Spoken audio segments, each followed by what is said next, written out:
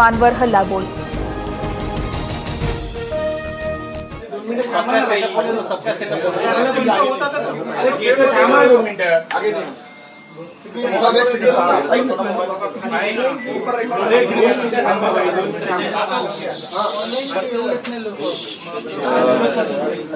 प्रथमतः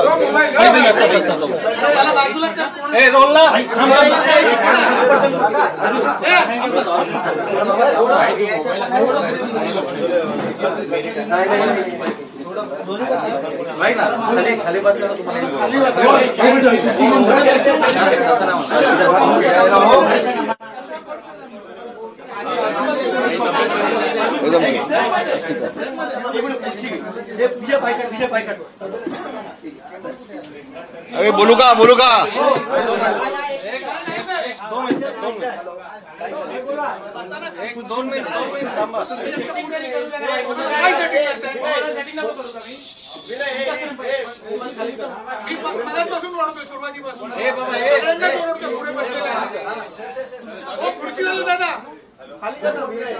रामदास कदम अगदी काही क्षणातच आता माध्यमांसोबत संवाद साधणार आहेत। रामदास कदमांनी केलेल्या आरोपानंतर अनिल परब यांनी देखील पत्रकार परिषद घेतली, सगळे आरोप फेटाळून लावले आणि त्याच नंतर आता रामदास कदमांची ही पत्रकार परिषद आहे। रामदास कदम पुढे आता अनिल परबांच्या वक्तव्यांवर काय म्हणतात? अनिल परब हे अर्धवट वकील असावेत। आज त्यांनी पत्रकार परिषद घेऊन आपल्या अज्ञानाचं प्रदर्शन केलेलं आहे। मी जे दसरा मेळाव्यामध्ये बोललो त्यामध्ये मी डॉक्टरांचा उल्लेख केला होता की ते डॉक्टर बाळासाहेबांच्या वरती उपचार करत होते आणि त्या डॉक्टरांचं असं म्हणणं आहे। मग आता अनिल परब त्या डॉक्टरांच्या वरती देखील दावा टाकणार आहेत का पैशांसाठी? पण त्यांच्याकडे पैसे कमी पडले आता। ते पैसे मिळवण्यासाठी आणि गरिबांना वाटण्यासाठी त्या डॉक्टरांच्या वरती देखील अनिल परब करणार आहेत का दावा? आणि म्हणून मी आज एक निर्णय घेतला, कालपर्यंत मी थांबलो होतो, मी आज निर्णय घेतला या प्रकरणाबाबत शासनानं सीबीआयची चौकशी करावी म्हणून मी आता पत्र देणार आहे उद्या मुख्यमंत्र्यांना संभाव्य। बाळासाहेबांच्या बाबतीमध्ये 2 दिवस त्यांची बॉडी ठेवली होती का याबाबत मी स्वतः माननीय मुख्यमंत्र्यांना भेटून याची सीबीआय चौकशी लावा अशी मागणी मी लेखी आता करणार आहे। म्हणजे दूध का दूध पाणी का पाणी होऊन जाईल। मग अनिल परबनी जावं कोर्टामध्ये न्यायालयामध्ये आणि कोणाकडे पैसे मिळतात ते बघावेत। काय बोलतोय आपण? थोडं भान पाहिजे। कुठल्या बाकड्यावरती रामदासन झोपला होता तू? बघणार तू कोण होतास का त्यावेळेला? अगं आम्ही सगळे नेते बाहेर पडल्यानंतर तू आता माझा मालक झाला असता तर तू होतास कोण? काय संबंध तुझा होता तिथे? हा एक गोष्ट होती तुझ्याबाबत, मला वाटतं बाळासाहेबांचं मृत्यूपत्र झालंय त्याशी आपला काय संबंध असावा कदाचित असं मला वाटतंय। आणि म्हणून आपण काय बोलतो थोडं भान ठेवावं। एक गोष्ट मला आपल्याला सांगायची आहे। अनिल परब साहेब, तुम्ही वकील आहात, तुम्ही शिकलेले आहात। चंद्रग्रहणाच्या रात्री, चंद्रग्रहण ज्याविषयी होती, पौर्णिमा होती त्याविषयी रात्री 12 वाजता आपण कोळीवाड्याच्या स्मशानभूमीमध्ये एक बकरा कापलात का? कारण आपल्यासारखाच कोणती माणसं होता असं त्यांचं म्हणणं आहे। बघणाऱ्यांचं म्हणणं असं आहे की अनिल परब सारखीच व्यक्ती होती, त्यांच्यासोबत एक बिल्डर एक गाडी घेऊन आला होता, त्या गाडीतून एक बकरा घेऊन आला होता आणि 2 नंगे बाबा पूर्ण लग्न होते असे दोघांना घेऊन त्या स्मशानभूमीमध्ये आले होते आणि तिथं माझ्या मुलाचा योगेशचा आणि रामदास कदम असे दोघांची नावं घेऊन त्या बकऱ्याला कापलात तुम्ही असं त्यांचं म्हणणं आहे। मला नक्की माहिती नाही, तर हे वास्तव असेल तर ते चुकीचं आहे। आपण शिकलेली व्यक्ती आहोत, हे आगळी कृत्य आपल्याकडनं होता कामा नये असं मला वाटतंय। आणि म्हणून हे महाराष्ट्राला कळावं, आपण जर खुलासा आपल्याकडनं झाला तर सोयीचा होईल। आपल्याला हात जोडून विनंती आहे, कारण आपल्यासारखीच व्यक्ती कोणती होती असं बघण्याचं म्हणणं आहे, त्याचा खुलासा व्हावा आपल्याकडून अशी माझी आपल्याला विनंती आहे। तेव्हा हे सगळं थांबवा। मी नवीन नाही पक्षामध्ये, 50 वर्ष मी मातोश्रीमध्ये काढलेली आहेत। तुम्ही किती वर्ष होतात मला माहिती नाही। दंगलीच्या वेळेला पोलिसांनी 2-4 लाठ्या मारल्या, तर खूप मी मोठं काम केलं असं आपण मागून सांगत होतात लोकांना, उद्धवजींना. आणि माझं मत असं आहे की याबाबत उद्धवजींनी बोलावं स्वतः. मी काल पण ते सांगितलं होतं, माझं उद्धवजींना आव्हान आहे. हे चळे चपाटे चमचे बिमचे हे काय माझ्या विरोधामध्ये पत्रकार परिषद घेत आहेत. उद्धवजींना माझं आव्हान आहे, आपण बोलावं. नाहीतर मला नाईलाजानं ह्या सगळ्या घटनेची चौकशी लावावी लागेल. बोला. त्यांनी याच्यावरती वैयक्तिक आरोप केला. 1993 साली तुमच्या पत्नीला जाळून घेण्याचा प्रयत्न केला की जाळण्याची नाका टेस्ट करा असं ते म्हणतात. वैयक्तिकरित्या होय, माझी तयारी आहे. उद्याही माझी तयारी आहे. आणि जर त्यातनं सिद्ध झालं नाही तर तुम्हाला काय सजा द्यायची ते पण सांगा. माझी तयारी आहे बिलकुल. त्यावेळेला माझी पत्नी 2 स्टोववरती जेवण बनवत होती खेळला. स्टोवचा खालची जे साडी असते त्या साडीला आग लागली पहिल्यांदा आणि मग फडका उडाला आणि त्यावेळेला मी वाचवलं माझ्या पत्नीला. हे हात अजून आहे साक्षीदार, हे जळलेलं माझ्या हात आहेत. माझ्या पत्नीला मी वाचवले. 6 महिने माझी पत्नी जसलॉकमध्ये होती. 6 महिने मी ऍडमिट होतो तिथे. मी थांबलो होतो बाजूच्या कॉटमध्ये गुम घेऊन. तू आम्हाला काय सांगतोस रे? हे धंदे आमचे नाहीत. आणि आम्ही आज देखील संसार जीवाभावाने करतोय दोघे जण. तर अशा पद्धतीनं तू बदनाम बी केलेस ना, याच्यावरती मी दावा टाकेन. याच्यावरती मी पहिल्यांदा कोर्ट न्यायालयात जाईन. याच्यावरती मी 12 दावा टाकेन, 100% टाकेन. आता बोला. तुमच्यावरती आरोप केले, योगेश दादांवरती आरोप केले की आईच्या नावाने बार चालवणारे बाळ नव्हता. ही खोटी अफवा देऊन आमची मारहाणी करायचा प्रयत्न आहे. ऑर्केस्ट्रा होता. ऑर्केस्ट्राचं परमिशन होतं आणि ज्या सेटिंग चालूच होता त्याच्याकडे अग्रीमेंट होती. ती अग्रीमेंट आम्ही दिले. आणि हे जेव्हा आमच्या लक्षात आलं एखादी मुलगी विक्षिप्त हावभाव करत होती, एवढं कळल्यानंतर आम्ही ते हॉटेल देखील बंद केलंय. आम्ही इज्जत घेऊन बसलोय. तुमच्यासारखे कोणाच्या बाबतीमध्ये स्मशानामध्ये बक्का कावाची आम्हाला गरज नाहीये. आणि असाल तर सांगा. तर हे जे तुम्ही माझ्या पत्नीच्या बाबतीत आज काढलंय ना, मला दुःख झालंय, वेदना झाल्यात. आणि मी न्यायालयात गेल्याशिवाय राहणार नाही. तुला दाखवीन मी आता.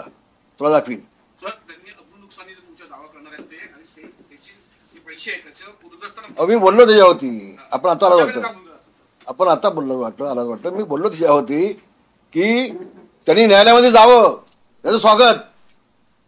पण त्याच्या आधी मी आता या बाबतीची चौकशी लावीन.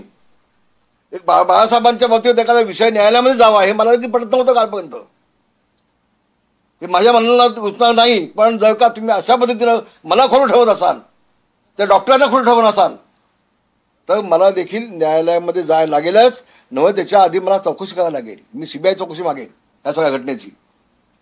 आणि येऊ दे उद्धव साहेबांना पुढं सांगायला. तर मी होतो कुठल्या बाकड्यावर झोपत होतो. तुला आता कावीळ झाले, तुला दिसत कसं आहे बाबा? तुला दिसणार नाही आता. बोला. 14 दसरा मेळावे बाळासाहेब गेल्यानंतर झाले. रामदास कदमांना हे आत्ता का आठवलं? कारण महानगरपालिका निवडणुका येत आहेत म्हणून त्यांना हे आठवलं असं त्यांचं म्हणणं आहे. मग उद्धवजींनी सांगावं ना. बाळासाहेब असताना सगळ्या मेळाव्यामध्ये मला बोलायला दिलं.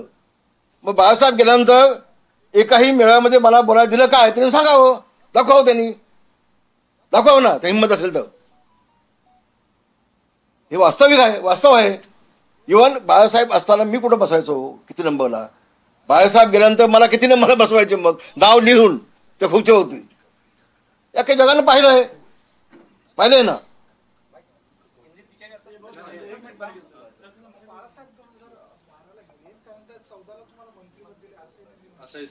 14ला मला मंत्रिपद दिलं. ते लोक हसतील म्हणून नाईलाजाने त्यांना द्यायला लागलं. आणि कुठलं खातं दिलं मला? इन्व्हायरमेंट खातं. हे खातं कधी होतं का? कोणी बघितलं होतं का आतापर्यंत? इन्व्हायरमेंट खातं कोणी बघितलं होतं का आतापर्यंत? नव्हतं ना. काहीतरी मला द्यायला पाहिजे मंत्री म्हणून ते खातं मला दिलं. आणि ते खातं घ्या का बस. पण त्या खात्यामध्ये मी इतका अभ्यास करून ते खातं उजेडावर आणीन असं त्यांना वाटलं नव्हतं. त्यांना कळलं नव्हतं. त्या खात्यात देखील मी अभ्यास करून घेतला आणि महाराष्ट्राला न्याय दिला. प्लास्टिक बंदीचा निर्णय घेतला ना मी. तर 14ला दिलं तर तुझा नाईलाज होता म्हणून दिला. पण नंतर तू दिवाकर रावते, रामदास कदम यांना बाजूला ठेवून अपक्षानं काय घेतलं ते सांगा ना. मग अपक्षांचा या पक्ष वाढवण्यासाठी काय संबंध होता? आणि अनिल परब बोलणार कोण? बोलू ना उद्धव ठाकरे बोलू देत ना. माझं तेच म्हणणं आहे, उद्धव ठाकरे बोलू देत ना. काय तुला प्रॉपर्टीचा हिस्सा पण दिलाय का मातोश्री म्हटला अनिल परबला? बोलू देत त्यांना. आणि वास्तव आहे, दिवाकर रावते आमदार सुद्धा मी दोघांच्या आमदारक्या पण काढल्यात, मंत्रीपद पण काढलं. कशासाठी? आणि अपक्षाने घेता तुम्ही. काय योगदान होतं अपक्षांचं? आणि हेलिकॉप्टर पाठवून तुम्ही अपक्षाने आणलीत, बोलवलीत. वा गे वा.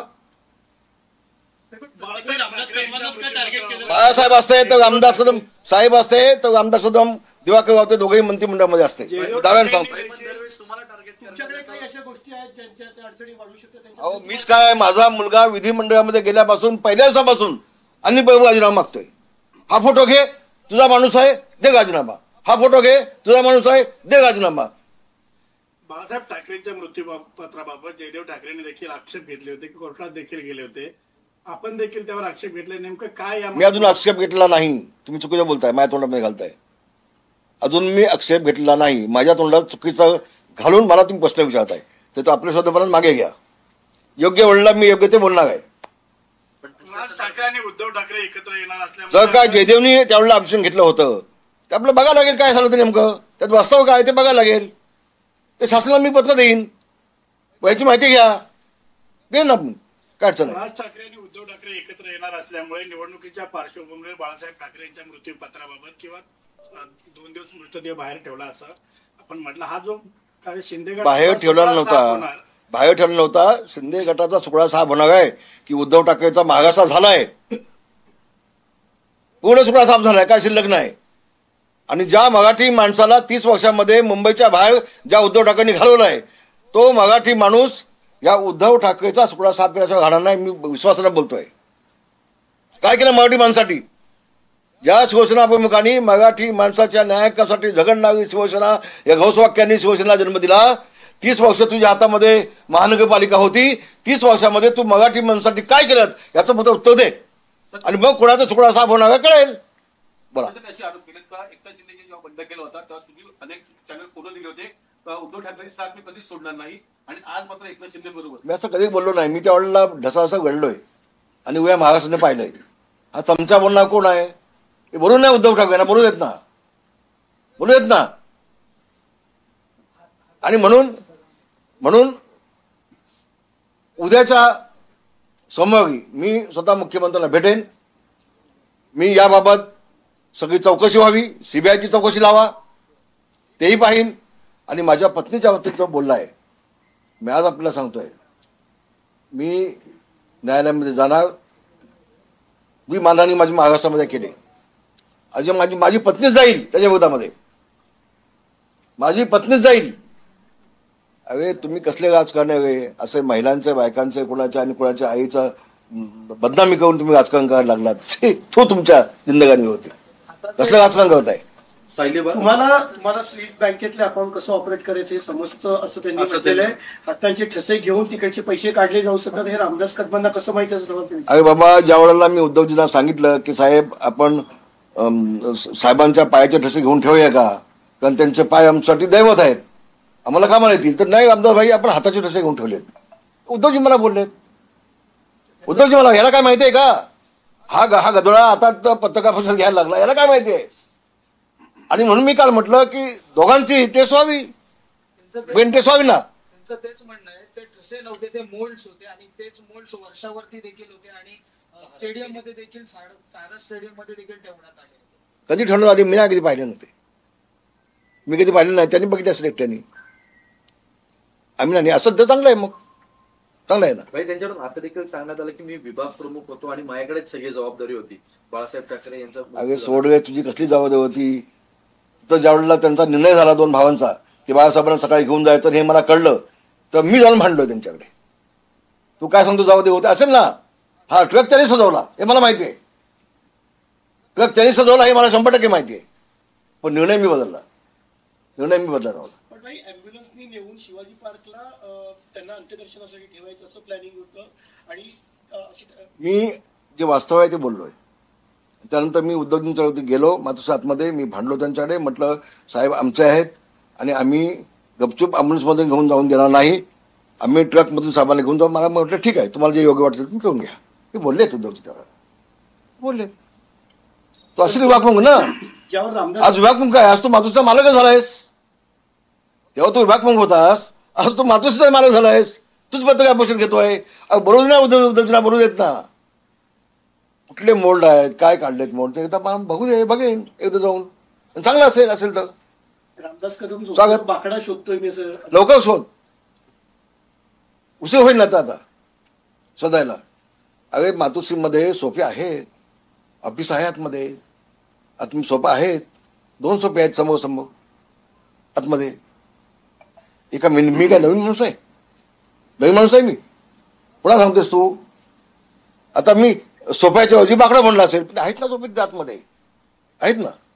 बाळासाहेबांची बॉडी 2 दिवस ठेवली असा आपण जो आरोप केला यावरती उद्धव ठाकरेंना पत्रकारांनी मी पुन्हा एकदा सांगतोय पुन्हा त्यावरती उद्धव ठाकरे असे म्हटलेत की मी नमक हराम आणि गद्दारांना उत्तर देत नाही. अगं आता गद्दारी बाळासाहेबांसोबत तूच केली असतील तर तू उत्तर काय देशील मग. बाळासाहेबांच्या मृतदेहासोबत जर तू गद्दारी केली असतील तर तू काय उत्तर देशील. आणि नमक हराम कोण आहे. तू किती मीठ आमच्याकडनं खाल्लंयस. उद्धव ठाकरेंनी किती नमक आमच्याकडनं खाल्लंय तो विसरला असेल. आम्ही नाही विसरलो कारण आम्ही नमक देऊन दिलेलं आहे. नमक हरामी तू केलेस आम्ही काय केली सांगावं. नमक नाही घेतलं आमच्याकडून मीठ नाही खाल्लं आमचं. उद्धव ठाकरेंनी आपण सांगितलं की शिवसेना पक्ष माझाच आहे निवडणूक आयोगाला अधिकार नाही आहे चिन्ह आणि पक्ष देण्याचा. त्याविषयी मी आज काय बोलणार नाही. तो विषय माझा नाही. काही वर्षात पक्ष मी चालवत नाही तो विषय माझा नाही. काही वर्षात मी राज ठाकरेंनी आरोप केले होते बाळासाहेबांना वाईन तेलकट वडे दिले अशा पद्धतीची ह्या सुद्धा खऱ्या घटना आहेत का तुम्ही मातोश्री नाही ते मला वाटतं थापाला आपण विचारलं तर वास्तव काय ते कळेल. मी इतका खाली कशाला जाऊ. इतकं खाली मी जाणार नाही. पण थापा अजून जिवंत आहे. थापाला आपण विचारलं त्याची स्टेटमेंट घेतली तर वास्तव आपल्याला कळेल काय ते. म्हणजे राज ठाकरे बोलले त्यामध्ये किती तथ्य आहे की नाही हे कळेल ना तुम्हाला. भाई सातत्याने आपल्या पत्नींवरती आरोप करण्यात आहे. सायली बार रेस्टॉरंटच्या वेळेस पण म्हणजे रामदास भाईं संदर्भात दुसऱ्या काही गोष्टी मिळत नाही म्हणून कौटुंबिक विषय काढले जात आहेत. अगे तुम्ही माझ्या पत्नीचा विषय करता. जी घटना 92ला घडले आणि मी माझी पत्नी त्यातून बाळासाहेब स्वतः आले होते. याला लाज वाटली पाहिजे. स्वतः साहेब त्यावेळेला जसलोक हॉस्पिटलमध्ये येऊन बसले. साहेबांनी सगळ्या डॉक्टरांची मिटिंग घेतली आणि माझ्या पत्नीला वाचवलंय. आणि तुम्ही आमची बदनामी करता काय. पुष्पाताई हिरे त्यावेळेला मंत्री होत्या त्या स्वतः येऊन बसायच्या हॉस्पिटलला. स्वतः हॉस्पिटलला बसायच्या. साहेब स्वतः आले होते जसलोकमध्ये आणि तुम्ही बदनामी करताय आमची. याचं उत्तर मी देईन त्याला आता कदम साहब कायद्याने उत्तर देईन. हिंदी में आप बता दें ये जो पूरा आरोप लगाया है अनिल परब ने इस आरोप सब आरोप झूठा है. वो बोलते हैं मैं मानहानि का दावा डालूंगा पैसा मिलेगा मुझे मैं बांटूंगा. तो उनके पास केबल का पैसा तो बहुत है ना. अब उनको मालूम नहीं वो केबल की मैंने जांच लगाई है अभी. अनिल परब के साथ कहा कितने कितने पार्टनर है उसके पिताजी के नाम पे उसके बहन के नाम पे उसके नाम पे वो सबकी जांच मैंने लगाई है. उसको अभी तो पता नहीं है. तो पैसा बहुत उसके पास है. तो पैसा मिलने के लिए वो अगर कोर्ट में जाता है बाला साहब के लिए नहीं जाएगा वो. तो अच्छी बात है. 2 सवाल है. एक तो किन आधार पर आप यह आरोप लगा रहे हैं कि 2 दिनों तक संभवतः उनका शव रखा. देखिए जो डॉक्टर बाला साहब के ऊपर उस वक्त वो जांच कर रहे थे वो डॉक्टर ने मुझे खुद बताया कि कदम साहब उस टाइम ऐसा हो गया. हम लोग बोल गए कि आप जाहिर करो लेकिन नहीं हुआ 2 दिन. वो डॉक्टर ने मुझे बताया मैंने बोल दिया. तो एक मेरा खुद का भी बयान नहीं ना. मैंने भाषण में भी उनका उल्लेख किया डॉक्टर का. तो उन लोग डॉक्टर को पूछना चाहिए ऐसा क्यों बोला भाई. बोलना चाहिए पूछना चाहिए. कल अभी छोड़ो अभी मैं इसकी जांच करने के लगाऊंगा. सीबीआई की जांच होनी चाहिए उसकी. तो दूध का दूध पानी का पानी हो जाएगा. फिर ये महाशय कोर्ट में जाके क्या करते हैं मैं देख लूंगा ना. खुद जाके मिलूंगा मैं खुद जाके मिलूंगा. सर इसमें एक इम्पोर्टेंट बात यूबीटी के नेता हाईलाइट कर रहे हैं कि ये मामला अभी क्यों उठाया जा रहा है जबकि उनकी डेथ हुए 12-13 साल हो गए. तो जब मेरी पत्नी का 93 में हुआ था तो अभी क्यों निकाला उसने. वो जो वाकया हुआ था वो 93 में हुआ था 92 में हुआ था. ये तो 10 साल हुए अभी, तो 40 साल पहले की बात अभी तू था जब भी देखने को गांव में क्या हुआ था, अनुभव था जब ये गांव में खेड़ में उस वक्त गाड़ी भी नहीं थी मेरे पास। मेरे मिसेस को मुंबई में लाने के लिए उस वक्त गाड़ी भी नहीं थी। क्या किया मैं जान को मालूम है नहीं।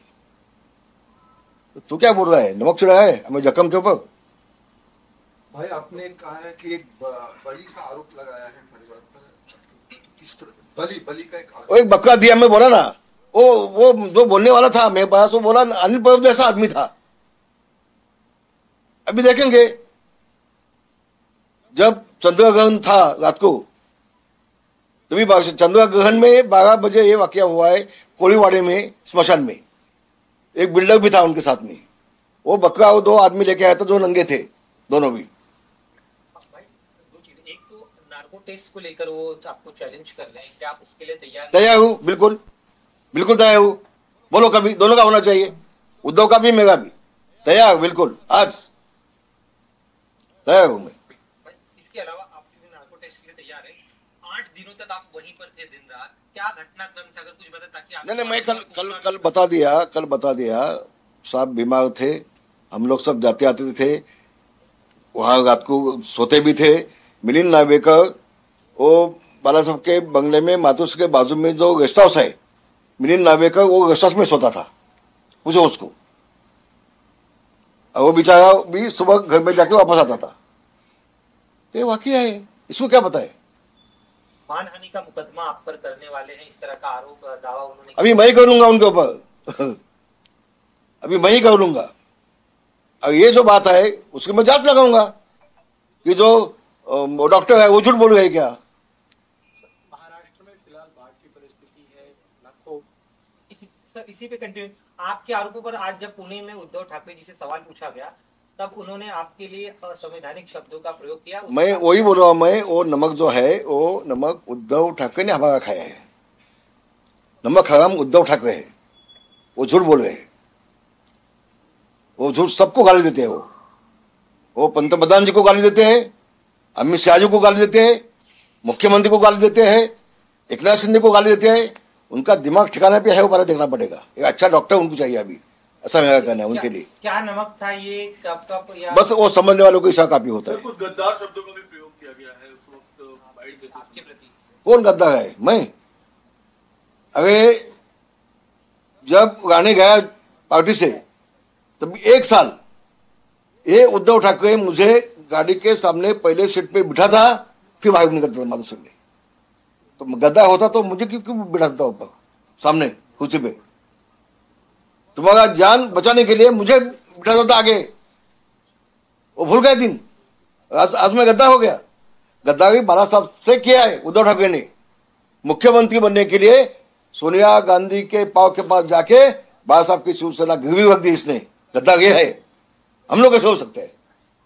हम लोग कैसे हो सकते हैं? किसी नेता ने कहा है कि नगर समिति का चुनाव आ रहा है, कुछ समय कुछ पहल कर चुके हैं, ये सारे षड्यंत्र उसी के दावे पे की जा रही है, नेतागिरी की। कुछ नहीं, वो कॉर्पोरेशन का इसका कुछ संबंध नहीं।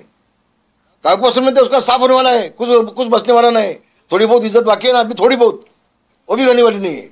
सब साफ हो जाएगा। वो जितना सबको गाली देगा ना उतना साफ हो जाएगा वो, बिल्कुल। बाढ़ परिस्थिति की वजह से जो हजारों किसानों का नुकसान हुआ है, कुछ सवाल नहीं। नहीं, उसी से रिलेटेड है। सीएम को पूछ लो, डेप्यूटी सीएम को पूछ लो, मेरा ये नहीं है सब्जेक्ट नहीं। पद्धतीने म्हणजे या अधिवेशनामध्ये 2 खुलासे कदम कुटुंबियांसंदर्भात अनिल परबांनी केले. ते म्हणतात की येणाऱ्या अधिवेशनामध्ये याच्यापेक्षाही गंभीर खुलासे आहेत ते आम्ही करणार. तू पर्यंत बक्के कापलेस का ते सांग. हा की नाही सांग. तू होतास का ते सांग पर्यंत. अरे कसले आरोप करताय तुम्ही. अख्ख्या मंत्रिमंडळामध्ये फक्त एकटा योगेश कदम तुम्हाला दिसतो. फक्त रामदासांना तुम्हाला दिसतो. पहिल्या दिवसापासून फक्त योगेश कदम. फोटो दाखवायचे राजीनामध्ये. फोटो दाखवायचे राजीनामध्ये. तुझ्या बापाचे अवकाश आहे ठेव राजीनामध्ये. तुला राजीनामा पाहिजे म्हणून देणार का. अख्खा मंत्रिमंडळ राजीनामा तो मागला कोणाचा ते नाही का होत. आणि म्हणून ही फक्त नौटंकी आहे. सुडाच्या भावनेने काम केलं जाते. सुडाचं सूड. कदम कुटुंबियांच्या वरती सूड होण्यासाठी योगेश कदमला पाडण्यासाठी उद्धव ठाकरेंनी जंग पछाडली. जंग पछाडली. अख्खा महाराष्ट्र गुण स्वतः खेडमध्ये आले होते. योगेश कदम आमदार असताना त्याला बाजूला ठेवून त्याच्या कार्यकर्त्यांचे राजीनामे घेतले आणि माजी आमदाराला सगळा फंड दिला आणि त्या पदाधिकाऱ्यांनी नेमून टाकलं. आमदार असताना देखील सगळे प्रयत्न केले योगेश कदमसाठी, तर देखील योगेश कदम निवडून आला. आता विधिमंडळामध्ये आला, राज्यमंत्री झाला, त्यांच्या नाकावर ठिचून ते त्यांना सहन होत नाही. म्हणून सोडाच्या भावनेनं योगेश कदमच्या पाठी पडलेत ते विधिमंडळामध्ये. असं कधी होत नाही. मी पुन्हा सांगतो, मी पण 32 वर्ष काढली विधिमंडळामध्ये, पण बिगर नोटीस एखादा आमदार आरोप करतोय आणि अध्यक्ष फक्त बघतोय, असं कधी होत नाही. मी अध्यक्षांची माफी मागून सांगेन. हा नियम आहे. 35ची नोटीस दिल्याशिवाय आरोप करता येत नाही कुठल्या मंत्र्यावरती. हा नियम आहे. मग अध्यक्ष महोदयाने त्यांना का अडवली नाही, हा माझा प्रश्न आहे अध्यक्षांना. किंवा कामकाजात ते का काढलं गेलं नाही, याचा अर्थ मी नेमका काय लावायचा मला कळत नाही का. मी नवीन माणूस आहे का. बाळासाहेबांच्या शेवटच्या दिवशी मी स्वतः तिथे 24 तास उभे होतो. डॉक्टरांची पूर्ण टीम होती. तू कशाला खोटं बोलतोय. अनिल बगब दादांत खोटं बोलतोय.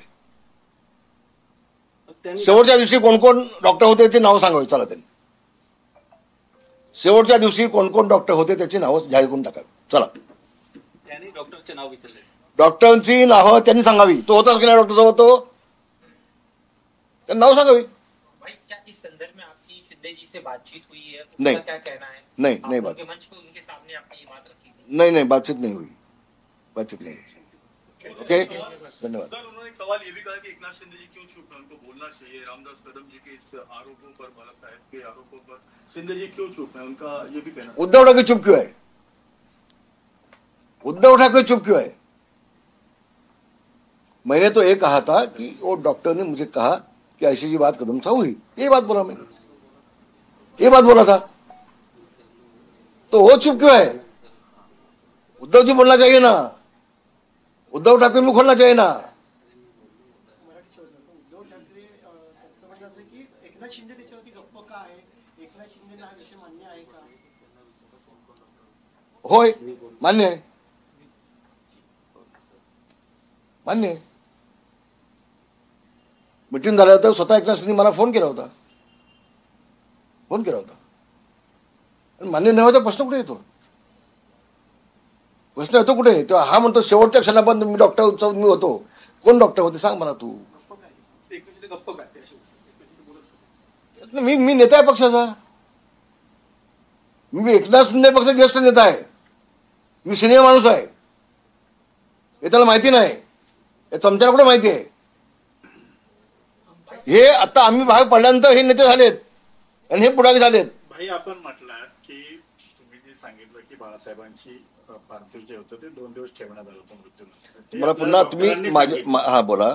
ते डॉक्टरांची नावं आपण सांगू शकाल. हो, मी भाषणामध्ये बोललोय. तुम्ही माझं भाषण नेमकं नीट ऐकून घ्या, मग तुम्हाला कळेल.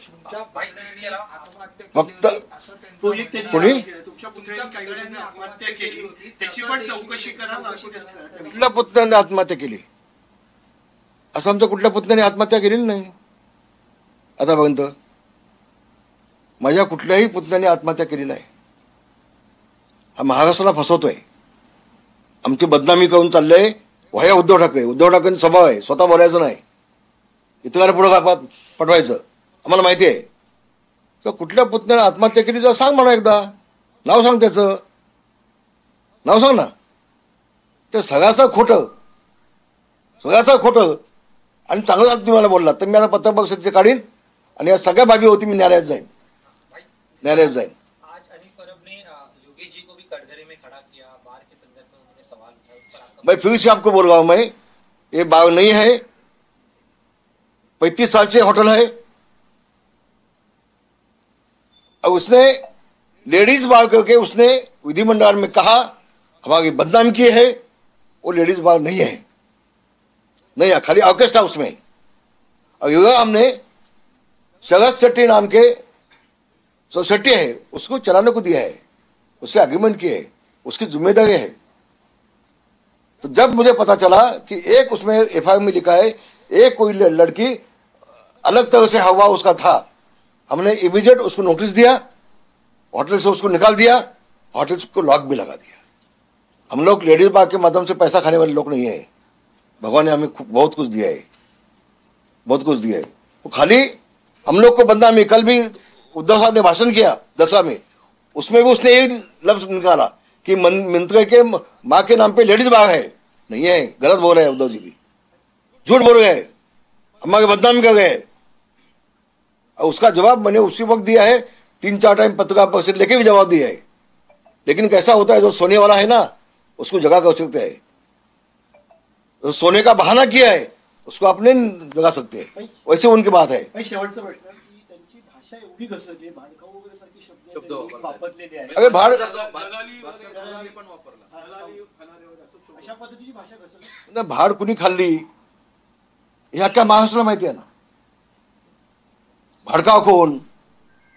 आम्ही निष्ठाने काढली मातोश्रीमध्ये 50 वर्ष, 52 वर्ष, 53 वर्ष निष्ठाने मातोश्रीमध्ये काढली आम्ही। ज्यावेळेला तुमच्या जीवाला धोका होता त्यावेळेला गाडीच्या पुढच्या सीटवरती आमदार सदनाला बसून बाहेर पडत होतात, तेव्हा आमदार सदन चांगला होता का? तेव्हा चांगला होता आमदार सदन? फक्त बाळासाहेब गेल्यानंतर एका नेत्याला कसं संपवायचा, ती भाड कोणाकडे खाल्ली होती? मग नेत्यांना संपवण्यासाठी तुम्ही नेत्यांना बाजूला ठेवून अपक्षाला मंत्री केलात, तर तुम्ही भाड खाल्ली होतीत? भाड खाल्ली होती अपक्षाकडनं? याचे उत्तर द्या ना महाराष्ट्राला। इतक्या खालच्या भाषेमध्ये मला बोलण्याची आवश्यकता नाही।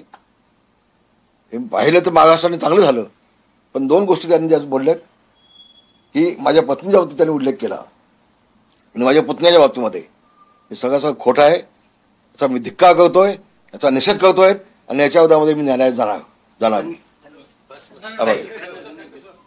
बंद करा कॅमेरा आता, बंद करा।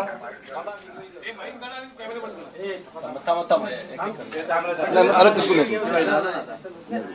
नाही सिंगल वाईट नाही,